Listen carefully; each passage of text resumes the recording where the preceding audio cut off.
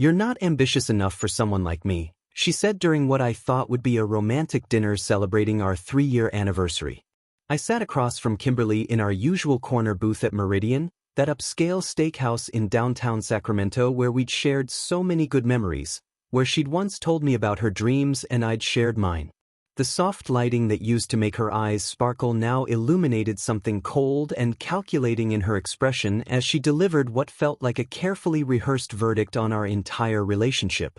I'd been expecting a different kind of conversation tonight, maybe about moving in together or planning that European vacation we discussed, but instead she was systematically dismantling everything I thought we'd built together over 3 years of what I believed was genuine partnership. Kimberly explained with the clinical precision of her pharmaceutical research coordinator background that she needed a partner who could match her professional trajectory, someone with the drive and vision to build something significant rather than settle for maintaining the status quo in what she called a dead-end position. She talked about her ambitious plans to eventually launch her own biotech consulting firm, painting a detailed vision of executive success and industry influence that apparently didn't include a municipal parks maintenance supervisor like me. The irony wasn't lost on me that while she spoke about ambition and forward-thinking vision, I'd been secretly developing comprehensive business plans for months, researching sustainable urban development opportunities and building detailed financial projections for ventures she knew absolutely nothing about.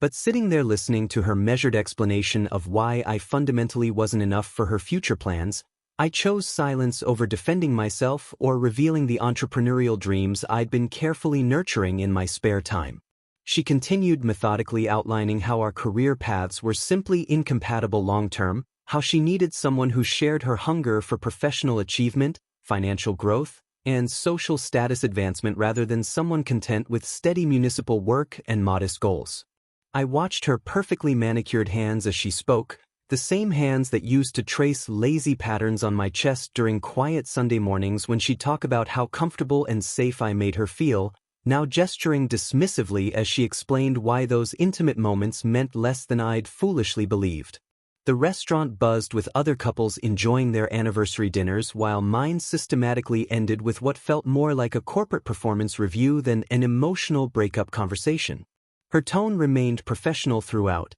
as if she were presenting research findings rather than ending a relationship that had shaped both our lives for 3 years. When she finally finished her comprehensive analysis of my inadequacies, I simply nodded and told her I understood her position completely, that I genuinely wanted her to be happy and pursue whatever future she felt she deserved. The visible relief in her expression confirmed what I'd already suspected, that this decision had been made weeks or maybe months before tonight's dinner, and she'd simply been waiting for the right moment and setting to deliver it with minimal drama or emotional complications. As we split the check one final time, a gesture that felt symbolic of how she'd always viewed our relationship as transactional, she expressed sincere hope that I'd eventually find someone more suited to my level of ambition and life goals, someone who wouldn't expect or need the kind of dynamic partnership she was determined to build with a more suitable and successful candidate. Walking out of Meridian that night, passing couples who were just beginning their romantic evenings while mine had definitively ended,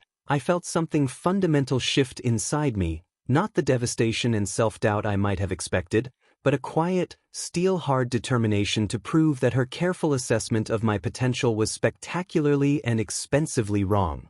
The months following Kimberly's calculated dismissal became the most transformative period of my life, though I deliberately kept every aspect of my evolution completely private and away from social media scrutiny. I channeled the raw energy of heartbreak into an intensive self-improvement campaign that began with early morning runs through the same parks I maintained professionally, gradually extending those sessions into comprehensive fitness routines that stripped away years of comfortable relationship weight and built the kind of lean, focused physique that reflected my new mental discipline. While maintaining my regular duties as a municipal parks maintenance supervisor, I spent every spare hour researching sustainable urban development opportunities, leveraging my intimate knowledge of city planning regulations and environmental systems to identify gaps in Sacramento's commercial landscaping market that nobody else seemed to recognize. My secret savings account, carefully built over years of modest living and smart financial choices that Kimberly had dismissed as lack of ambition,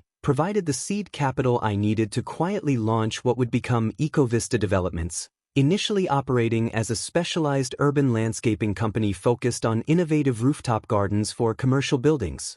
I deliberately structured the business to keep my personal involvement invisible, using carefully chosen managers and contractors to handle client interactions while I developed the strategic vision and technical expertise from behind the scenes. The irony of building my empire around the very municipal knowledge Kimberly had scorned wasn't lost on me, but I found deep satisfaction in transforming that supposedly dead-end experience into the foundation for something genuinely revolutionary in sustainable urban planning. Meanwhile, through mutual friends, I heard that Kimberly had begun dating Preston, some slick investment advisor who impressed her with stories of high-stakes financial deals and promises of the luxurious lifestyle she'd always craved but never achieved on her pharmaceutical coordinator salary. Preston apparently drove a leased BMW, wore expensive suits that looked good from a distance, and spoke confidently about market opportunities and wealth-building strategies that sounded impressive to someone who'd never actually built anything substantial herself. I felt no jealousy hearing these updates, only a detached curiosity about whether she'd finally found someone who could deliver the ambitious partnership she demanded from me. My focus remained entirely on expanding my hidden business empire, systematically building relationships with Sacramento's major property developers and establishing Ecovista as the premier sustainable landscaping consultancy for forward-thinking commercial projects. Each month brought new contracts and expanded capabilities, from simple rooftop gardens to comprehensive environmental planning for mixed-use developments, all while I maintained my cover as just another municipal employee who happened to understand plants and city regulations better than most. The transformation wasn't just professional but personal, as I discovered reserves of confidence and strategic thinking that 3 years with Kimberly had somehow buried under her constant suggestions for improvement and advancement. I stopped checking her social media entirely, deleted old photos, and focused entirely on building something that would make her previous assessment of my potential look not just wrong but embarrassingly short-sighted in retrospect. Within 18 months, Ecovista had evolved beyond simple landscaping into comprehensive, sustainable urban planning, landing contracts with major Sacramento developers who valued both environmental innovation and the marketing advantages of green building certifications. The business generated more monthly revenue than my annual municipal salary, yet I maintained my day job as the perfect cover while my management team handled client relations and I orchestrated strategy from behind the scenes. Preston's flashy lifestyle updates on social media served as motivation rather than discouragement, confirming that Kimberly remained attracted to surface-level success over genuine substance, though I noticed his posts becoming less frequent as months passed, suggesting possible financial instability beneath his polished image. 2 years after Kimberly's clinical assessment of my inadequacies, Ecovista Developments had transformed from a hidden side hustle into a comprehensive urban planning consultancy that designed sustainable commercial spaces throughout Northern California, though I remained deliberately invisible as the company's driving force and primary strategist. I had carefully orchestrated the business expansion while maintaining my municipal parks position as the perfect cover, using trusted managers as public faces during client meetings and industry events while I developed innovative approaches to urban sustainability that revolutionized how developers thought about environmental integration. The irony of my success wasn't lost on me, as my supposedly dead-end background in municipal services had provided exactly the regulatory knowledge, environmental expertise, and practical experience needed to identify opportunities that MBA-educated consultants consistently missed in their theoretical approaches to urban development. My LinkedIn profile still listed me as a parks maintenance supervisor, while Ecovista's corporate structure kept my ownership completely hidden through carefully arranged management agreements and strategic partnerships that allowed me to control operations without public recognition. Through professional networks and industry publications, I discovered that Kimberly had finally achieved her promotion to senior research coordinator at her pharmaceutical company, though her dreams of launching an independent biotech consulting firm seemed stalled by financial constraints and Preston's increasingly obvious professional shortcomings. Preston's investment advisor credentials had apparently been largely fabricated, a revelation that emerged gradually as his promised deals failed to materialize and his expensive lifestyle began showing cracks that even Kimberly's determined optimism couldn't ignore completely. I felt no satisfaction in Preston's apparent failures, only a detached curiosity about how long Kimberly would cling to the illusion of his success rather than face the reality that she'd chosen style over substance yet again. My own company had begun securing major contracts with pharmaceutical companies throughout her industry, though I ensured our paths never crossed directly during project implementations by delegating all client-facing responsibilities to my excellent management team. The pharmaceutical sector's growing emphasis on sustainable laboratory design and environmentally responsible corporate campuses created perfect opportunities for Ecovista's specialized expertise, generating substantial revenue while operating in Kimberly's professional sphere without her knowledge. I found deep satisfaction in knowing that my supposedly unambitious municipal background had evolved into expertise that her industry actively sought and valued, even as she remained unaware of the connection between her ex-boyfriend and the innovative company transforming her professional landscape. During industry conferences and networking events that I attended anonymously as part of Ecovista's research team, I occasionally spotted Kimberly presenting her company's environmental initiatives, unknowingly promoting partnerships with sustainable development firms that included the very company her former boyfriend had built from the knowledge she'd dismissed. Her presentations showed genuine passion for environmental innovation and corporate responsibility, qualities I'd always admired about her, though she still seemed to equate professional success primarily with financial advancement and social status rather than meaningful impact or creative problem-solving. The transformation of my own perspective had been as dramatic as my business success, as I'd learned to measure achievement through innovative solutions, satisfied clients, and sustainable growth rather than external validation or impressive titles that meant little without substance behind them. My management team regularly fielded inquiries from Kimberly's company about potential collaborations on laboratory design projects, though I always declined direct involvement while ensuring they received excellent service from our specialized environmental planning division. The ultimate irony wasn't just that my municipal experience had become the foundation for industry-leading expertise, but that Kimberly's own company now actively sought the kind of sustainable innovation thinking that I'd developed specifically because she'd challenged me to become more ambitious than she'd believed possible.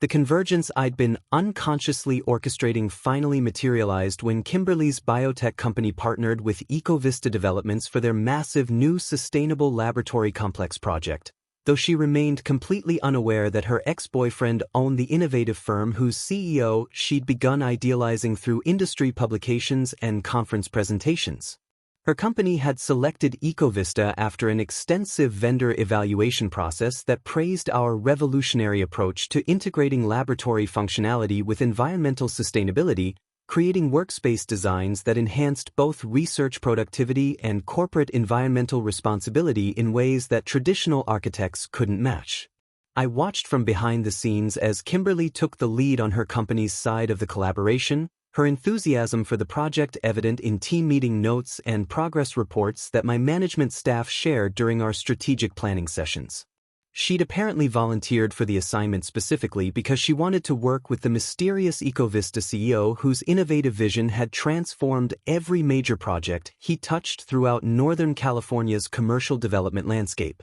Through carefully orchestrated intermediaries, I ensured that our team delivered exceptional service while maintaining my complete anonymity, directing project development through trusted managers who handled all client interactions while I refined the technical specifications and environmental integration strategies from my hidden position. Kimberly's growing frustration with Preston's financial instability became evident through mutual friends who reported increasing tension in their relationship, as his investment advisory facade crumbled under scrutiny and failed to deliver the security and advancement she'd expected from their partnership. Meanwhile, her admiration for Ecovista's elusive CEO grew with each successful project milestone, as she experienced firsthand the difference between working with a company led by genuine expertise versus the empty promises and surface-level competence she'd encountered with other vendors and apparently with Preston personally. During team meetings that I monitored through recorded summaries, Kimberly frequently speculated about the mysterious CEO's background and business philosophy,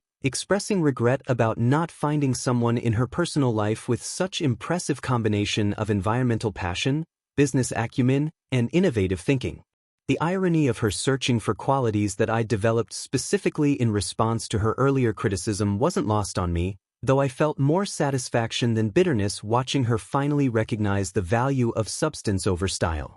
Her company's project requirements pushed EcoVista's capabilities in exciting directions as we developed integrated laboratory environments that maximized both research efficiency and environmental sustainability through innovative air filtration systems, renewable energy integration, and waste reduction protocols that became industry benchmarks. The collaboration succeeded beyond both companies' expectations, earning Kimberly significant recognition within her organization while demonstrating EcoVista's expanding capabilities in specialized commercial development that attracted attention from major pharmaceutical corporations throughout California. I found myself genuinely proud of her professional growth and project management skills, qualities that had always impressed me during our relationship and now shone without the distraction of her misplaced priorities about financial status and social advancement. Preston's investment fraud scandal broke during the final phase of our collaboration, destroying their relationship and apparently leaving Kimberly both emotionally devastated and financially vulnerable, as she'd made several poor investment decisions based on his fabricated expertise and insider trading claims. The timing felt poetic rather than planned, as her personal life collapsed just as she achieved the professional recognition she'd always craved, though I felt no satisfaction in her emotional turmoil despite the justice of her discovering that surface-level charm and expensive lifestyle couldn't substitute for genuine integrity and competence. Our project's successful completion earned both companies' industry awards and media attention, with Kimberly receiving internal promotion opportunities while EcoVista's reputation expanded into new markets and attracted high-profile clients seeking innovative approaches to sustainable commercial development. Through it all, I maintained my strategic invisibility while watching her finally experience working with the kind of ambitious, innovative thinking she'd claimed to value, never realizing that the mysterious business leader she'd come to admire was the same man she'd dismissed as insufficiently driven to match her own professional aspirations. Preston's investment fraud scandal exploded across Sacramento's business community 3 months after our laboratory project's completion, destroying not only his fabricated career but also Kimberly's faith in her ability to identify genuinely successful partners, leaving her single again and increasingly obsessed with meeting the mysterious EcoVista CEO whose company had become legendary throughout Northern California's commercial development sector. She volunteered to represent her biotech firm at the annual Sacramento Business Excellence Awards ceremony when she learned that EcoVista was nominated for multiple categories including the prestigious Innovative Company of the Year award, apparently hoping this formal business event would finally provide an opportunity to meet the elusive entrepreneur she'd been idealizing for months. Through mutual friends, I heard that she'd been researching EcoVista's corporate history and public filings, trying to uncover information about the company's leadership structure and ownership, though my carefully constructed legal arrangements kept all personal details completely hidden from public scrutiny. Her fascination with the company had evolved beyond professional admiration into something approaching personal fixation, as she frequently mentioned wanting to find someone with the CEO's apparent combination of environmental passion, business innovation, and strategic thinking in her dating life. The irony of her search wasn't lost on me, as she was essentially looking for the man I'd become after she'd rejected the foundation of who I'd always been, though I felt more anticipation than bitterness about her eventual discovery of the truth. I decided that the Sacramento Business Excellence Awards Gala represented the perfect opportunity for our inevitable confrontation and carefully planned revelation, as the formal setting would provide appropriate context for demonstrating exactly how far I'd exceeded her limited expectations of my potential. For the first time since launching EcoVista, I personally accepted the invitation to attend as the company's CEO, breaking my pattern of sending management representatives to public events while I remained strategically invisible behind the scenes. The decision required weeks of preparation, both logistical and psychological, as I planned not just my public debut as EcoVista's leader but also the specific moment when Kimberly would realize the truth about my transformation and success. I spent considerable time selecting appropriate formal wear that reflected both my business achievements and the practical competence she'd always undervalued, choosing a custom suit that looked expensive without being flashy, professional without being pretentious. My management team was thrilled that I'd finally agreed to represent the company publicly, as they'd been fielding media requests and speaking opportunities for months while I maintained my preference for anonymity and behind-the-scenes control. The awards ceremony promised to be Sacramento's premier business networking event, with attendees including major developers, corporate executives, and industry leaders whose recognition would further establish Ecovista's reputation while providing the perfect stage for revealing my hidden identity to the woman who'd once dismissed my ambitions as inadequate. I rehearsed various scenarios for our inevitable interaction, considering different approaches to the conversation that would demonstrate both my success and my evolution beyond the limitations she'd once placed on my potential. The anticipation felt different from revenge or vindication, more like the satisfaction of a chess player finally revealing a strategy that had been developing for years, with every move calculated to lead toward this specific moment of recognition and revelation. Her shock would be genuine and complete, as nothing in her current understanding of either my capabilities or Ecovista's corporate structure could prepare her for discovering that her supposedly unambitious ex-boyfriend had built the innovative empire she'd been admiring and the visionary leadership she'd been seeking in her personal life. The stage was perfectly set for a dramatic confrontation that would force Kimberly to confront not only her past judgments about my potential but also her fundamental misunderstanding of what genuine ambition and success actually looked like when built on substance rather than superficial impressions. The weeks leading up to the ceremony felt like the final preparation for a presentation I'd been developing for 3 years, with every detail carefully planned to maximize the impact of her discovery while maintaining the dignity and professionalism that had become central to my evolved identity.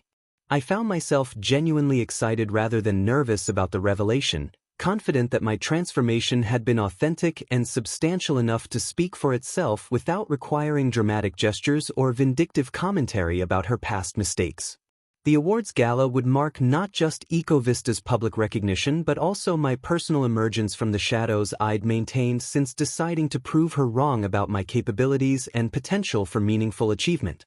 The Hyatt Regency Sacramento ballroom glittered with the city's business elite on the night that would finally reveal 3 years of careful planning and strategic transformation, as Kimberly sat at her company's table eagerly awaiting the announcement of Ecovista's mysterious CEO during the ceremony's most anticipated moment. I watched from the green room as she checked her appearance in her phone's camera, clearly having prepared for this evening as much more than a routine corporate event, her excitement about potentially meeting the innovative business leader she'd been idealizing evident in every nervous gesture and anticipatory glance toward the stage. The irony of her anticipation wasn't lost on me, as she'd spent months researching and fantasizing about encountering the exact type of visionary entrepreneur I'd become specifically because she'd challenged me to exceed the limitations she'd placed on my potential. When the presenter announced Ecovista Developments as the winner of the Innovative Company of the Year award and called me to the stage by name, I watched Kimberly's champagne glass slip from her trembling hands and shatter against the marble floor as recognition dawned across her face in a mixture of shock,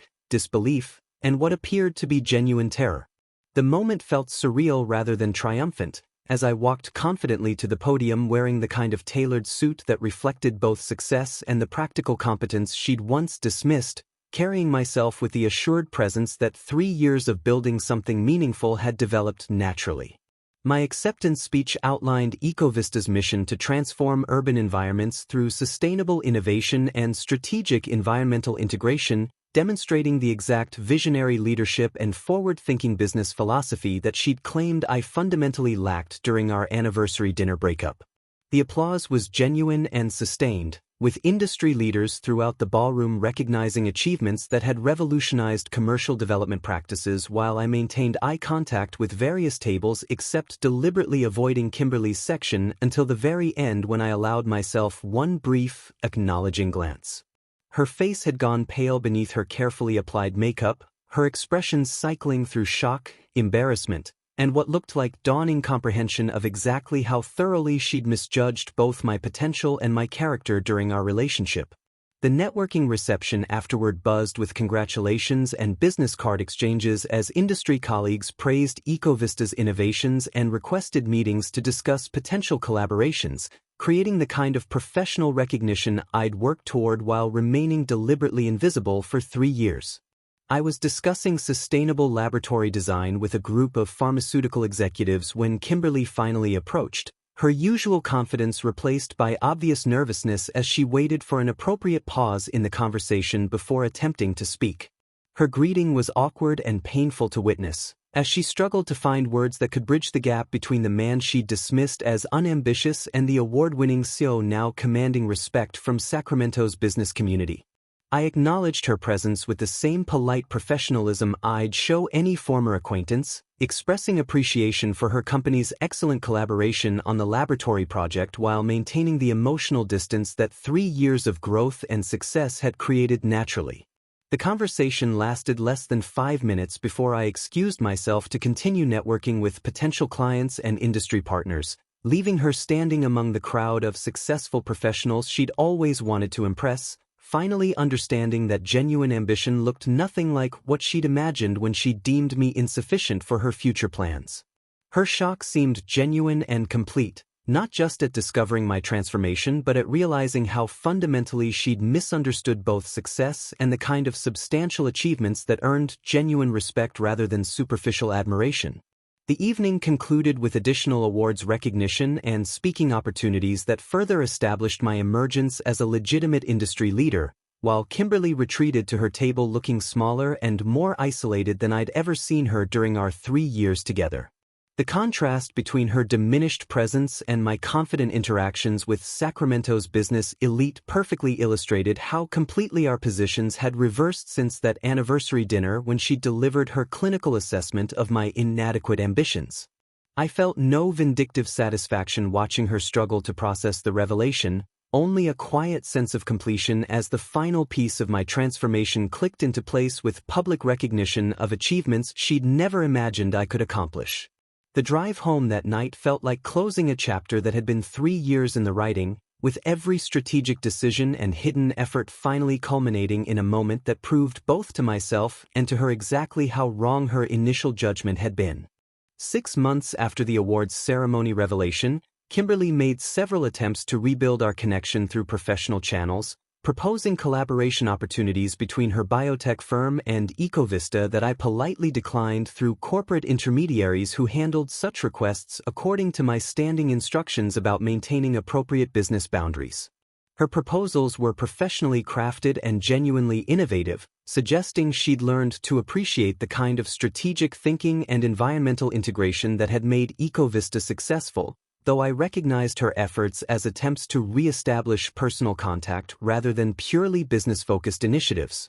Through mutual friends, I heard that she'd been asking detailed questions about my transformation and current life, expressing genuine admiration for my achievements while apparently struggling to reconcile the successful entrepreneur I'd become with the man she'd dismissed as insufficiently ambitious for her future plans. Her persistence culminated in a handwritten letter delivered to EcoVista's corporate offices, acknowledging her past mistakes and expressing what appeared to be sincere regret about her failure to recognize my potential during our relationship, though I noted that her apology focused more on missing opportunities than on the pain her clinical dismissal had caused. I read her letter twice before filing it away without response, having moved beyond seeking validation from someone who'd needed 3 years and public recognition to understand what I'd always been capable of achieving with proper motivation and support. Meanwhile, my personal life had evolved naturally as my professional success attracted people who appreciated both achievement and the humble work ethic that had built my empire from municipal parks experience and careful planning.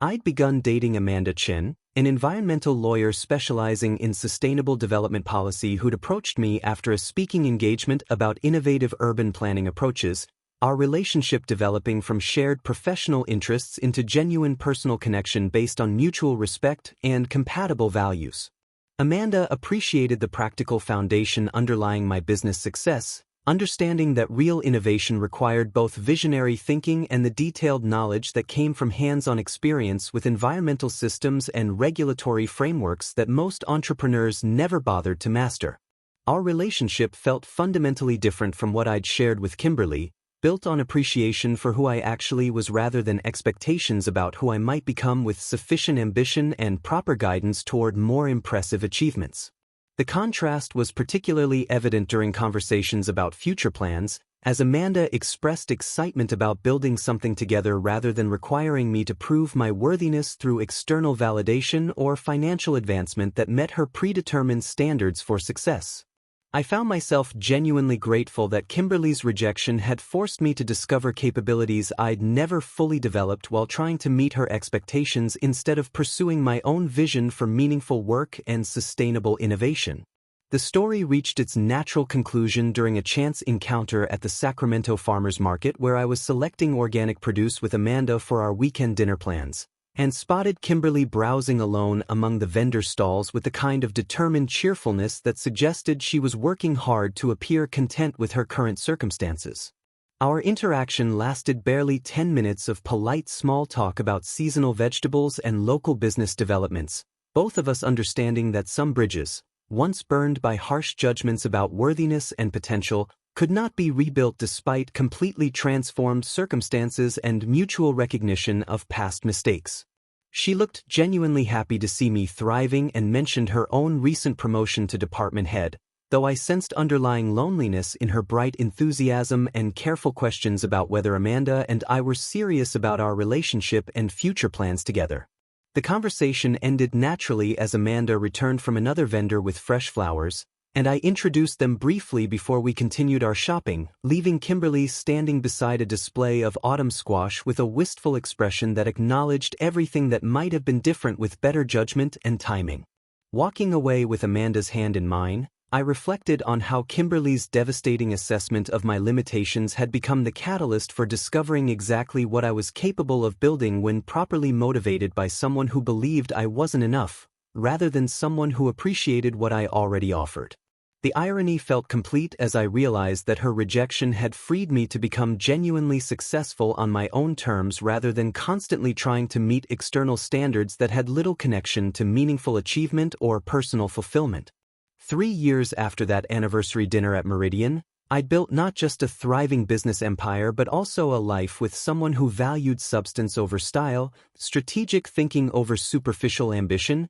and genuine partnership over transactional relationships based on career advancement and social status climbing. Amanda squeezed my hand as we loaded our farmers market purchases into my truck, mentioning her excitement about the sustainable housing development project we'd been planning together, and I realized that the best revenge against someone who deemed you inadequate wasn't proving them wrong but building something so much better that their original judgment became completely irrelevant to your happiness and success.